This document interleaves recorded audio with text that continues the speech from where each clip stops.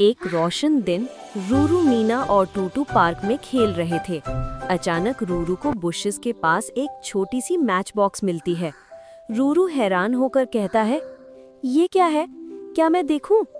टूटू फौरन मजाहिया अंदाज में डरते हुए कहता है, नाई, आग चीजें जला देती है, मेरे फर भी, और हंसी करता है। रूरू फिर भी क्यूरियस होकर एक तीली निकालने लगता है। उसी वक्त मीना आगे बढ़कर नरमी से उसका हाथ रोक लेती है। मीना समझाती है, रूरू, आग खिलौने नहीं होती, ये घर, दरख्त, कपड़े सब जला सकती है और सबसे बढ़कर तुम्हें भी नुकसान पहुंचा सकती है। रूरू शर्मिंदा होकर मैच बॉक्स वापस रख देता है।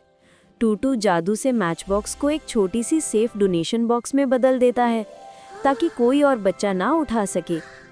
मीना मुस्कुराते हुए कहती है, smart kids never play with fire. Ruru proudly कहता है, सेफ्टी मैं फर्स्ट। कभी आग से नहीं खेलूंगा, सेफ्टी फर्स्ट। तीनों हाई फाइव करते हुए आगे बढ़ जाते हैं।